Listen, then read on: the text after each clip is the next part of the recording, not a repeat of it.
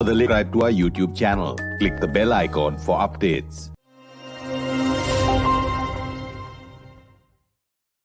This is StratNews Global. I am Amitabh. Revi. On the gist today, we're looking at India, China, NATO, and the Quad with our expert, Dr. Jagannath Panda.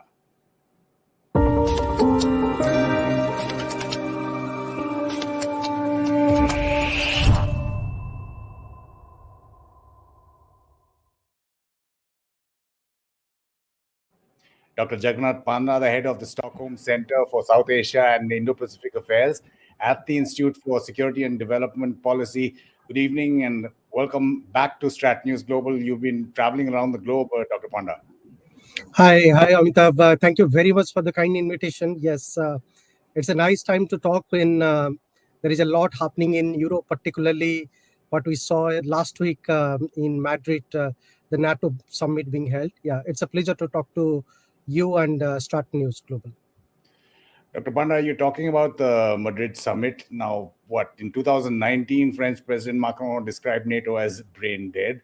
Now, Sweden and Finland have begun the accession process because of President Putin's invasion of Ukraine. Russia clearly is the priority for NATO, for Europe, for the West.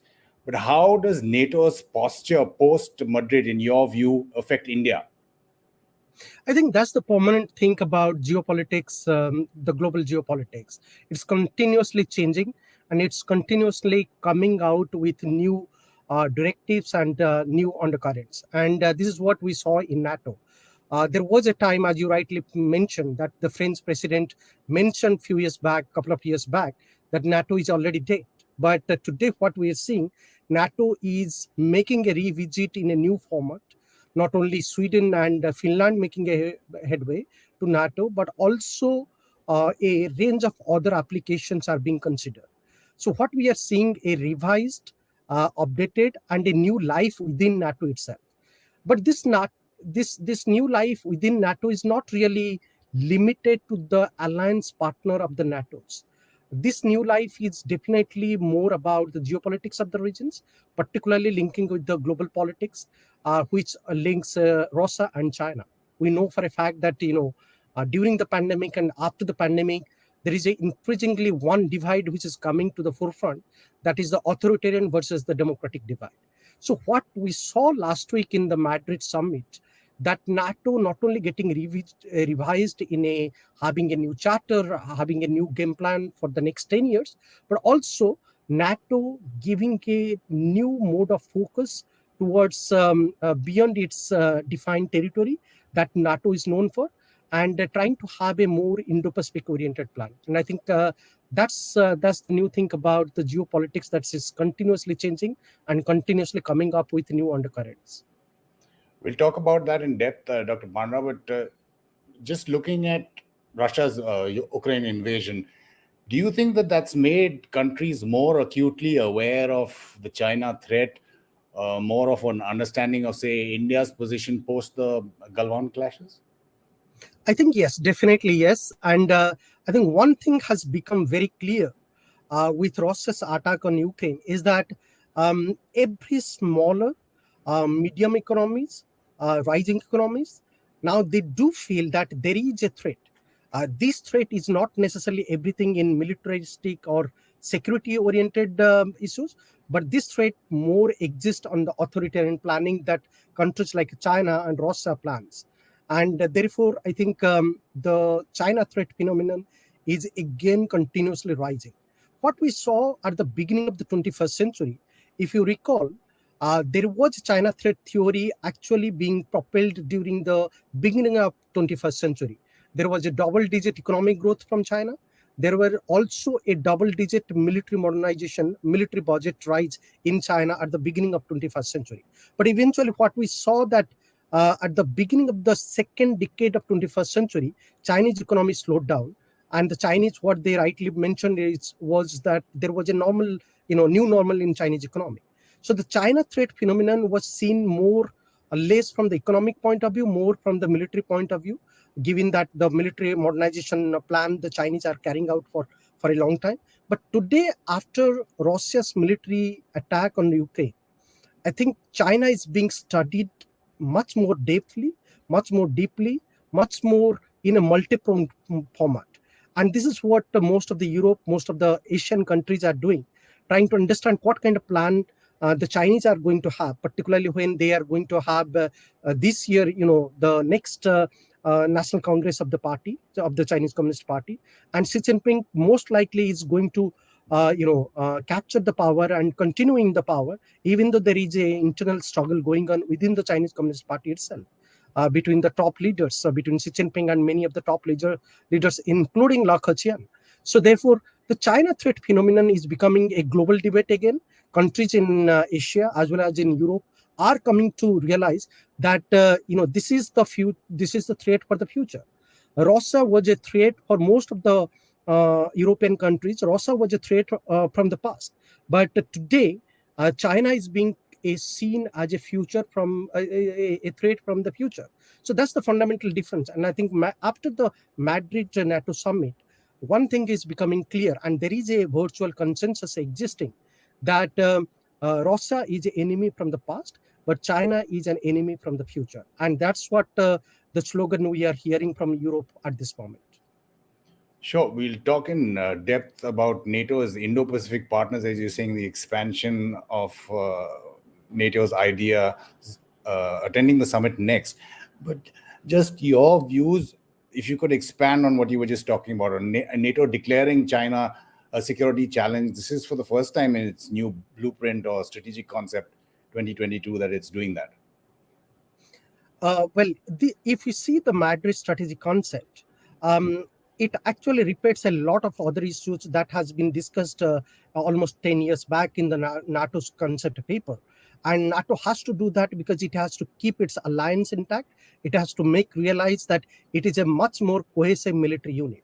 But the fundamental thing here is that the new things we are changing in NATO, that actually explains the way NATO is looking at the global security beyond its defined territory. And that's what we noticed during the Madrid summit.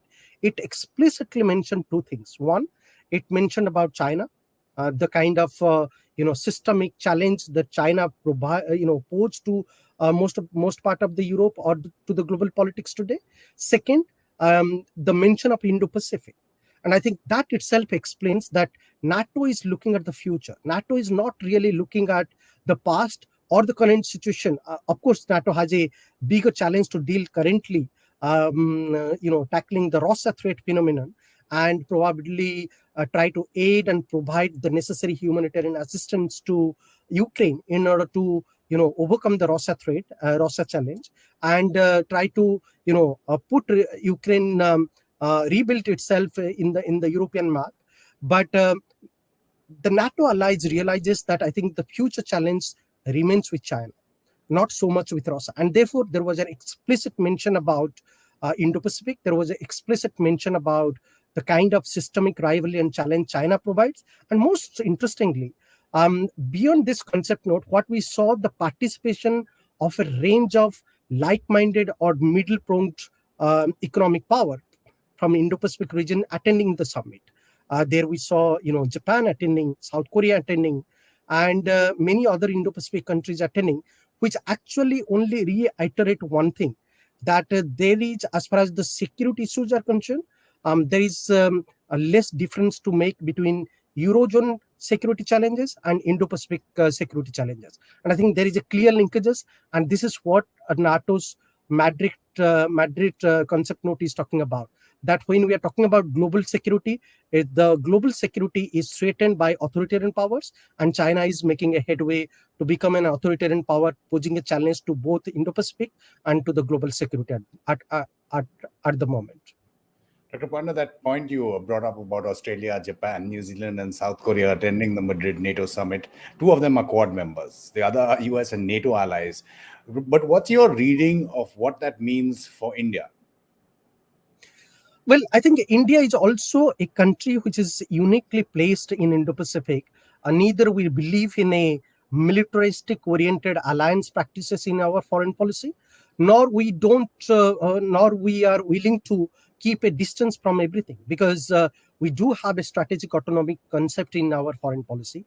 We want to take advantage from national practices in terms of aligning with many cohesive groups, be it unilateral groups or multilateral groups. And that's what Indian foreign policy is known about, that to take advantage wherever the situation is. And therefore, India is in some way uniquely placed to make a commitment, at the same time not to make a militaristic oriented commitment. And this is what we are seeing in terms of India's involvement with NATO, India's commitment towards the European security and global security. India is expressing solidarity with Ukraine, but at the same time, India is unable or not in a position to criticize Russia militarily because of its attack on Ukraine. Primarily because Russia is a dear partner as far as India's defense partnership is concerned, as far as multilateral connections in the Eurasian framework is concerned.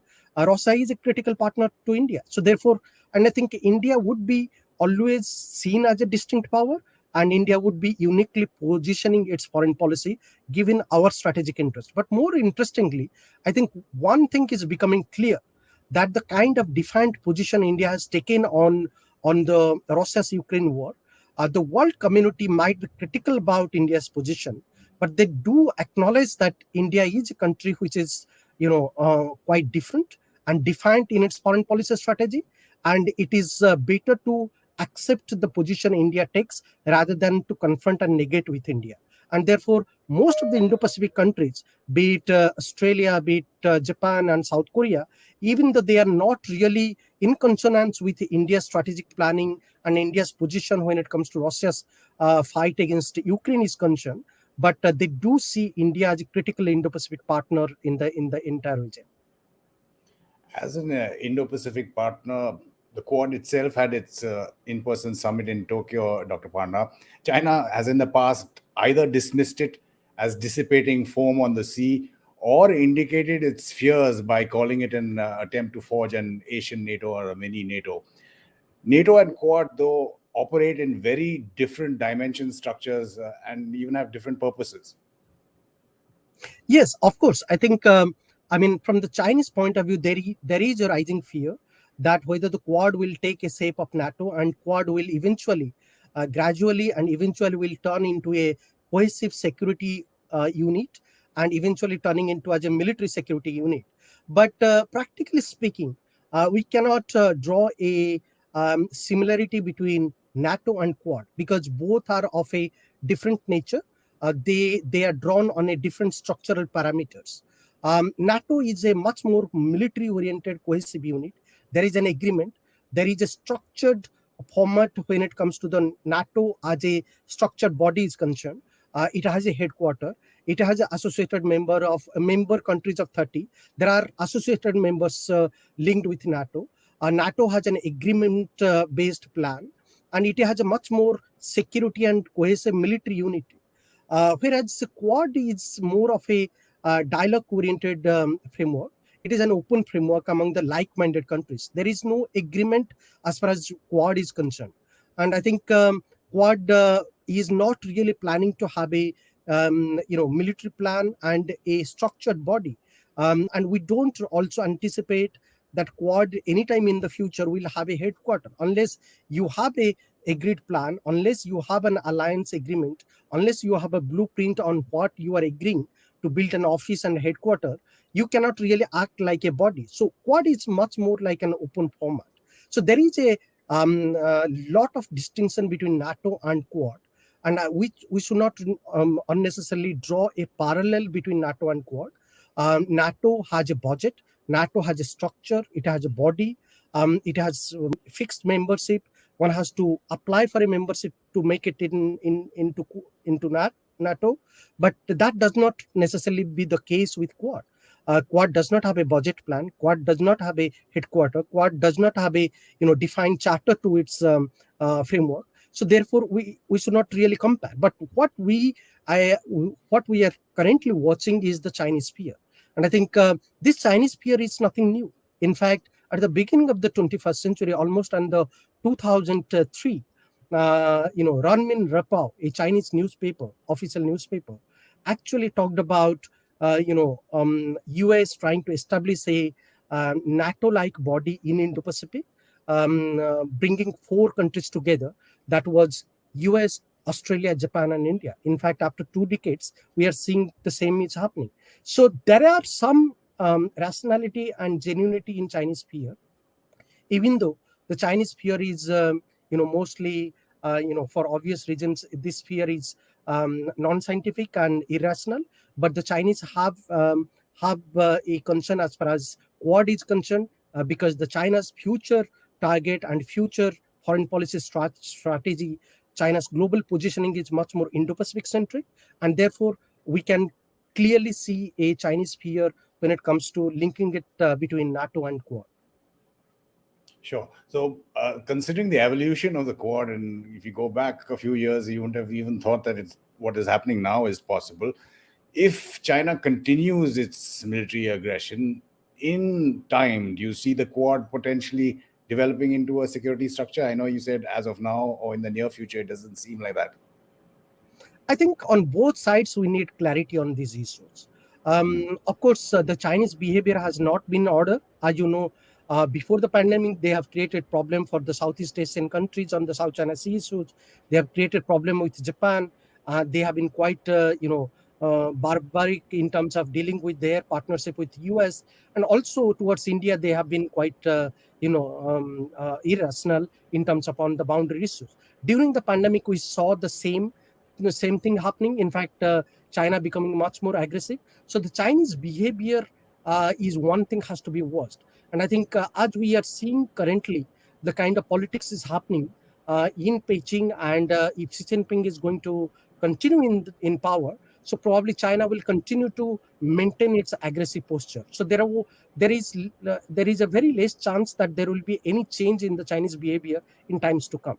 But what is interesting here to see is that how the Indo-Pacific countries are uniting in terms of dealing with China threat and to manage the Chinese behavior. And I think there, what we are seeing probably a much more cohesive consensus happening among the Indo-Pacific countries, particularly among the Quad countries, to unite themselves and to build a greater framework of cooperation with the Quad plus countries. For example, South Korea is a critical member of the plus format. Vietnam is emerging as a critical country in the plus format. There is also an expectation from island states like Taiwan. So all of these smaller economies or middle-ranked economies are being roped into the greater Indo-Pacific alliance, and that's a good sign as far as Quad's future is concerned, Indo-Pacific future is concerned. But what we need to see also is that whether Quad and the Indo-Pacific countries are able to strike a connections with the NATO per se or not. NATO is showing a lot of overtures towards Indo-Pacific, and practically whether the Quad will be able to cooperate with the NATO or not, that has to be seen. But I don't clearly see in the next immediate future, in the next couple of years, at least any concrete cooperation happening between Quad and NATO.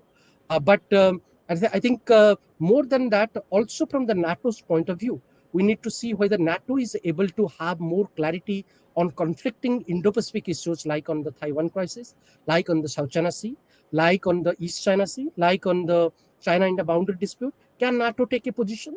What is NATO standing on the Indo-Pacific, critical issues? That also needs to be debated. So there are a lot of gray areas where both Quad and NATO has to, engage in a dialogue format in order to, in order to prepare a game plan and an agenda for cooperations. But I don't necessarily see a structural cooperation happening between Quad and NATO in immediate future. Maybe in next 4 to 5 years, there might be a scope to cooperate with each other. But immediately, I don't see this is happening unless they enter into a dialogue format where a number of issues, including on critical economic issues like supply chain networks, discussed between NATO and Quad. I don't see this cooperation is happening on a formal note. Dr. Panda, I'm just going to take a conversation that's happening in live chat right now on the screen and then ask you to comment. Matara, for one, says, what is China doing to counteract the new threat that it's facing from NATO? And goes on to say, what are China's options regarding NATO and Quad threat? Indian Tides replies saying, Matara, NATO statement means nothing as long as they don't support any capacity building in the Indo-Pacific region. Matara goes on to say, are we supposed to think that China is going to take all this lying down? And Indian Times adds to the conversation saying the Americans were able to add their primary threat in NATO's declaration, but that is a long way. There is a long way to go. Your comments on this conversation that's happening currently as you speak? Let me combine some of these questions by saying that I think, yes, at this moment we are seeing a united Europe. We are seeing the European countries and particularly the 30 NATO members are uniting together to talk about collective security, which is the most important issue at this moment. But again, what this collective security is doing in order to promote China's security thinking is to prepare also a collective authoritarian thinking on the other side. And that is something we should not really overlook, because the Russia-Ukraine war has definitely encouraged China to look and think about the global security in a new context. Already there was a kind of a good partnership. The Chinese were enjoying supportive partnership with Russia for a long time. But what this Ukraine war has done is that it has brought both China and Russia much more closer to talk about global security in terms of military oriented point of view. And therefore there is a talk about limitless partnership, limitless friendship between Russia and China. But I'm not really concerned about Russia-China partnership, because it is there for a long time and it is continuing from here on. Even though there are mutual distrust between China and Russia, but this partnership is going to continue. But what I am really worried about that how this partnership between China and Russia extending to other parts of the globe, involving new elements, new powers into its account, for example, North Korea. And I think what the Ukraine crisis has done, it has allowed a room for negotiation between China and Russia with North Korea. And this is what we are going to watch. Probably Russia, China historically have been backing in terms of North Korea becoming nuclear, sharing sensitive technologies. But in times to come, the kind of taste North Korea is currently engaging with, probably we'll see a much more military-oriented, nuclear-oriented partnership happening between China, North Korea, and Russia. The other aspect needs to be seen on the West Asia and on the Central Asian front. And I think there, even though most of the Central Asian countries, like always, they will officially be with China and Russia, because these are the two critical neighbors and big countries in the regions. And most of these 5 Central Asian countries are part of the Shanghai Cooperation Organization. Let's say 4 countries and 1 is on waiting. But interestingly, these countries will also start taking side, and probably they would be more with China, Russia, rather than with the Indo-Pacific countries. Similarly, countries in the West Asian regions, countries like Iran, Turkey, they will be also choosing sides. So therefore, what the Ukraine and Russia war has done has given a scope and a room for China and Russia to sit together and think about an alternative framework, alternative alliance framework. And this alternative alliance framework is only going to become more credible and more threatening.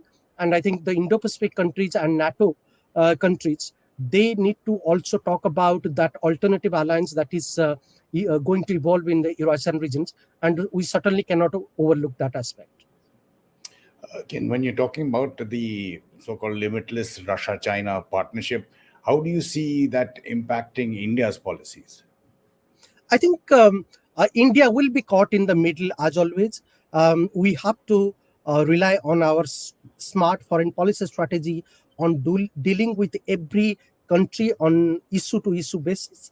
And I think there is no ready-made, overture in foreign policy to align with a particular framework of grouping. So therefore, India will continue to stay engaged with Russia, and probably staying connected with Russia serves India's national interest purpose for a multiple regions. It helps India to, at some stage take the China threat phenomenon in multilateral forums like in the Shanghai Cooperation Organization or within the BRICS or within AIIB, where the Chinese would like to dominate as one of their multilateral forums. They have been the main propounder of most of these multilateral forums. So they would like to dominate, and this will allow India to stay connected with Russia and pressurize China not to hijack some of these multilateral institutions. So India will be caught in the middle in order to maintain a good balancing relationship between the Indo-Pacific countries and partners like US, US, Japan, and Australia.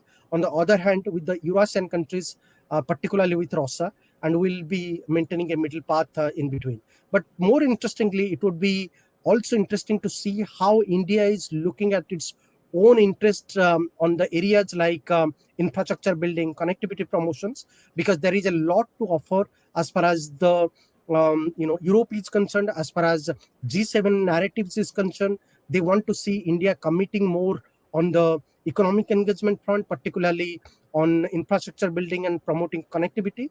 Whether India can really connect with some of these powers and commit to stay with the European Union, stay with the Indo-Pacific powers, while being a part of the SCO, being a part of the AIB, being a part of the BRICS and the New Development Bank, that has to be seen, and it will be a continuous challenge for India to maintain a equipoise cordial relationship with both the power blocks. You talked about BRICS, you talked about SCO, G7. There's a question again from Indian Tides, Dr. Panda. It says there are reports, nothing official about it, that India will host a G20 meeting in Ladakh or in Kashmir. He or she says China will boycott it. What's your opinion on that?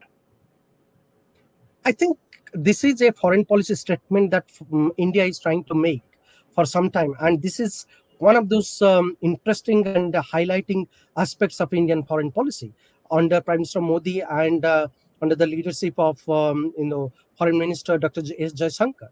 And this is what we are seeing, that Indian foreign policy is making China caught in many surprises. And if India manages to hold critical summits in sensitive areas, what China would not like to see the summit happening in those areas, then that would be a strong foreign policy statement. China has done it past. China has done it to India in previous years by issuing staple visas to people or to the generals or the serving officials coming from Arunachal Pradesh. It's now the time has come for India to do the same, and I think this is based more on a tit for tat strategy. But again, I think this is also a smart foreign policy strategy, because to deal with China, one has to also reply on the same tone. China today, of course, operates from a position of strength. It's a 5 times bigger economy than India. So we do not have that luxury in India to position our foreign policy strength from that point of view. But the kind of Indo-Pacific power we are, emerging as with so strong partnership with Japan, with other G7 countries, including with some of the G20 countries. So it makes sense to hold some of these summits in the northern borders, passing a strong signal to China. Another one for you, Dr. Panda, from Singham Srinivasan, who says, NATO will not bother about Indian problems when they can't resolve their own. India also shouldn't expect NATO support on the Ladakh issue or the Kashmir issue.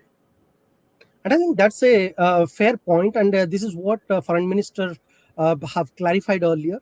And I think every country will have their own foreign policy challenges and security challenges to deal with. NATO cannot solve India's security problems. Neither the Indo-Pacific countries are here to solve the European problems per se. And I think every region, every groups has to look for their own national interest. As far as India is concerned, and I think India realizes that at this moment and in times to come, over the next 1 decade or a couple of decades, China will emerge as a stronger challenge. And I think India's problem at this moment is not so much with Pakistan, not so much with other neighboring countries on the day-to-day, neighboring issues, but more with China.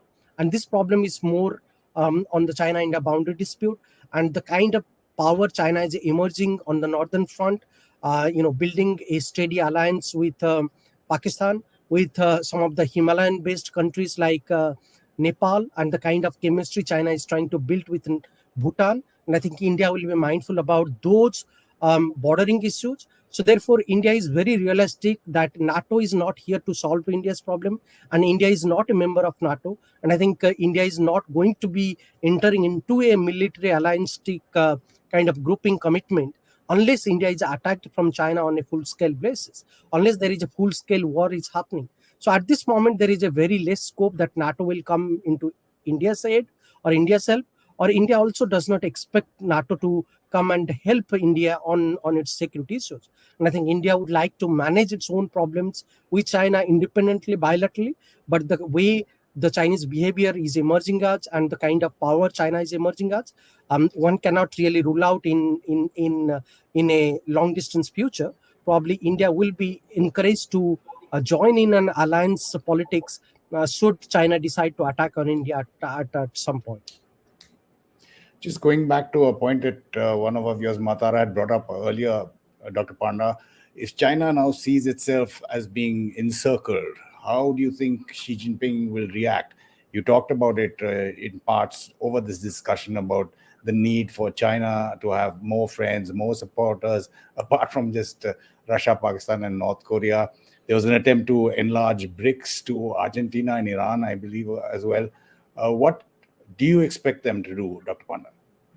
I think there are two things we need to distinguish about the Chinese foreign policy, which is existing concurrently, even though Chinese foreign policy is multi-pronged today. But two critical aspects we need to point out in Chinese foreign policy. One is the security and the military influence. The second one is the economic influence. And this is what we are seeing in the Chinese foreign policy emerging parallelly. And I think on the issues like South China Sea, China-India boundary dispute, and on East China Sea dispute, on Taiwan crisis, the Chinese would like to exert a military-oriented game plan, and this is what they are trying to get support from authoritarian powers, from North Korea, from Russia, and from a range of other countries in Middle East, trying to tie up with them. But the real game Chinese foreign policy is playing is the economic influence, and I think from here on, in the post-pandemic period, the Chinese foreign policy would be aiming how to exert economic influence, how to reposition China's Belt and Road campaigning in the way it did before the pandemic. And that's how the Chinese are planning. And therefore, we'll see China reaching out to smaller economies, middle-ranked economies, much more, deliberately, much more openly, and trying to build an economic alliance.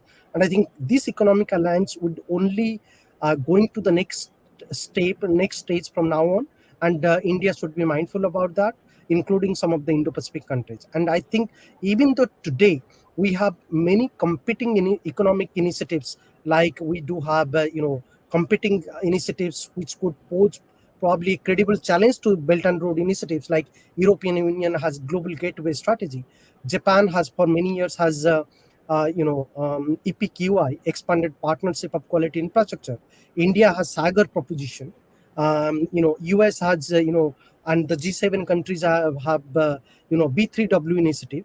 Then there is BD and Blue Dot network frameworks. But none of these initiatives are here to pose a severe challenge to China's Belt and Road initiatives, primarily because China's Belt and Road initiative is a national-oriented plan. It has got a backing from the Chinese Communist Party. It has its own financial backing to it. And therefore, the Chinese are in a very clear position to promote their initiatives on a singular note, giving a clue to their foreign policy direction. But that is not the case with other competing initiatives. So if we bring together, Japan's CPQI, EU's global gateway strategy, US B3W initiative, G7's B3W initiatives, BDN framework, India Sagar initiatives, if we can bring and build a pan, initiative, pan umbrella, which could pose a collective venue in terms of posing a security, economic challenge to China's Belt and Road initiative, that will be really something that probably China will face with a challenge. But I don't think this collective unity happening anytime soon. There are different national interests happening, are they involved, and a country like India cannot really commit to any kind of alliance, be it militaristic alliance or economic alliance. And that's the reason why India has not really committed to join BDN, Blue Dot Networks, which is being promoted by US, Japan, or Australia for some time.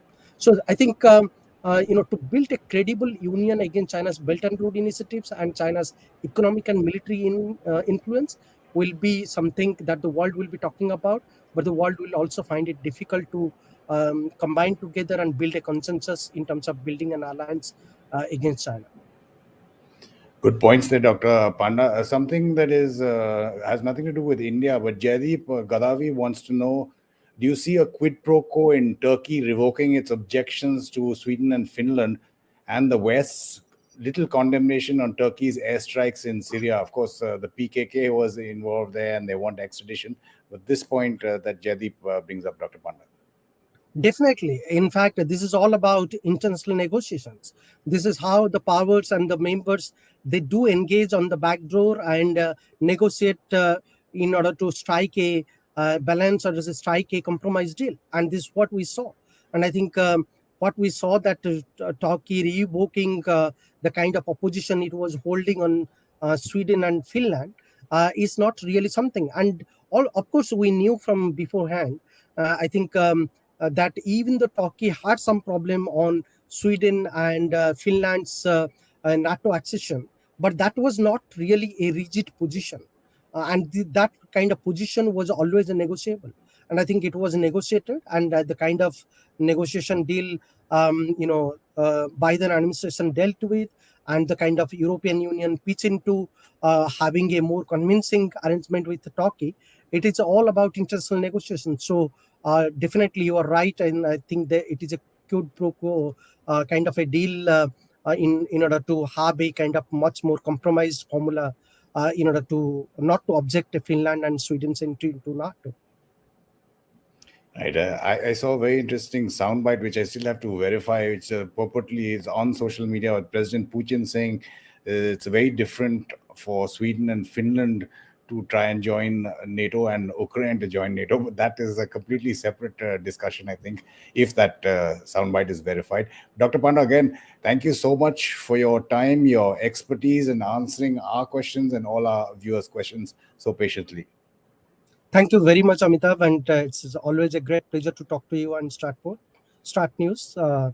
And I think I'm looking forward for the future conversation. Thank you very much. The pleasure is all ours. Thanks again for coming, and thank you all for engaging. There's a lot of conversations that were going on the live YouTube chat box.